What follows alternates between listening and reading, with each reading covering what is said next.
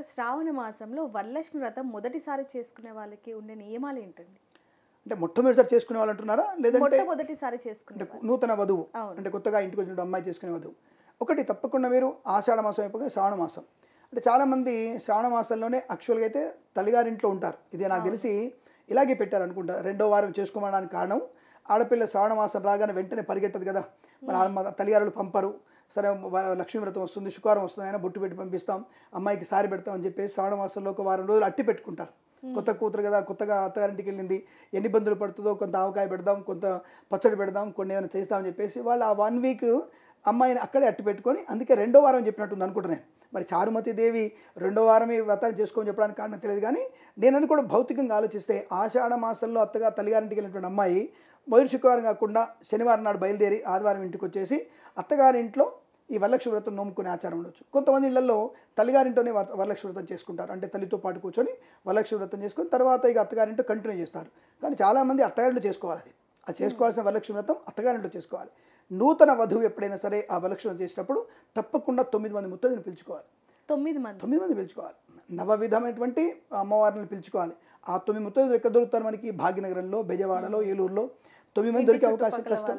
కాబట్టి ఇక్కడ మళ్ళీ ఒక అనుమానం, అండి మా కులం వాళ్ళని పిలుచుకోవాలా, మా కమ్మోళ్ళని పిలుచుకోవాలా, మా రెడ్డిని పిలుచుకోవాలా, మా బాపులను పిలుచుకోవాలా, మా కోమట్లను పిలుచుకోవాలా?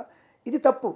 సనాతనంలో వధువు అంటే ముత్తైదువు అనేది ఏ కులం వారైనా సరే, ఎవరైనా సరే మనకి ఆ ముత్తైదుని పిలుచుకొచ్చి మనం వాళ్ళ కాళ్ళకి పారాన్ని పెట్టి పసుపు పెట్టి ఆ తర్వాత వాళ్ళకి పువ్వులు ఇచ్చి వాళ్ళని అర్చన చేసి వాళ్ళకి వాయనం ఇచ్చి నమస్కరించుకునే ప్రయత్నం చేయాలి. ఫస్ట్ ఇది గుర్తుపెట్టుకోవాలి. తదుపరి మనకి ఇంట్లో వరలక్ష్మి వ్రతాన్ని పొద్దున్నే అంటే సూర్యోదయానికి ముందే లేవాలి. సూర్యోదయం అయిన తర్వాత 7ంటికి లేస్తానులే, 8ంటికి లేస్తానులే, ఎట్టి పనికి రాదు. సూర్యోదయానికి ముందే నూతన వధువు కానీ వరలక్ష్మి వ్రతం ఎవరైనా సరే సూర్యోదయం ముందు స్నానం అయిపోవాలి, స్నానం పూర్తి అవ్వాలి. మన స్నానం తర్వాత సూర్యుడు లేవాలి.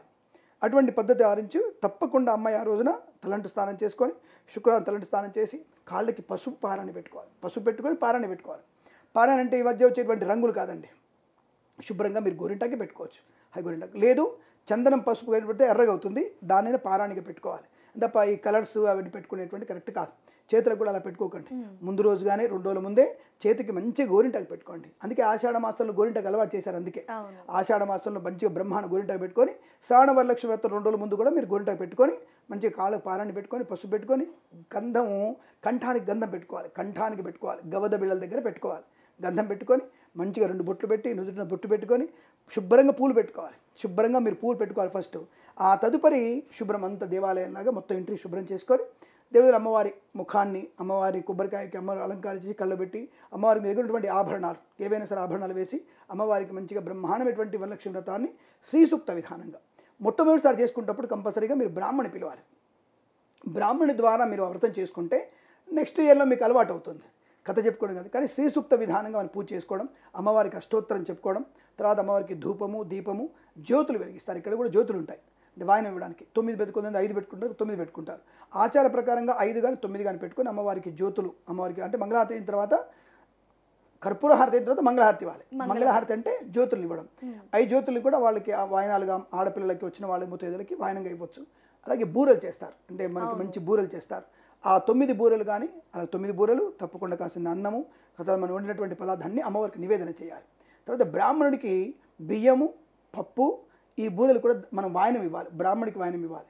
మొదటి వాయనం అమ్మవారికి ఇవ్వాలి, రెండో వాయనం అయ్యవారికి ఇవ్వాలి, తదుపరి ఆడపడుచుకి ఇవ్వాలి. ఆడపడుచు ఉంటే ఆడపడుచు లేదు సరే అత్తగారికి ఇవ్వాలి. అత్తగారికి పాపం భర్త లేరు సరే మామయ్య గారు కాలం చేశారు, మరి ఎవరికి ఇవ్వాలి? ఒక ముత్తైదుని పిలుచుకొని ముత్తైదుకి ముందుకు ఇవ్వాలి. ఆ వాయనం ఇచ్చే ముత్తైదువ బ్రాహ్మణి ముత్తైదు అయితే ఇంకా మంచిది, శ్రేష్టం. ఎందుకు బ్రాహ్మణ ముత్తైదు కావాలి? ఇది ఒక ప్రశ్న చాలామందికి. చూసారా, బాబునాడు వాడి బ్రాహ్మణుడు అడుగుతున్నాడు అంటే ఎక్కడైతే మాంసాహారం అనేది భుజించకుండా ఉండడానికి అవకాశాలు ఎక్కువ వాళ్ళ ఇంట్లో ఉంటుంది.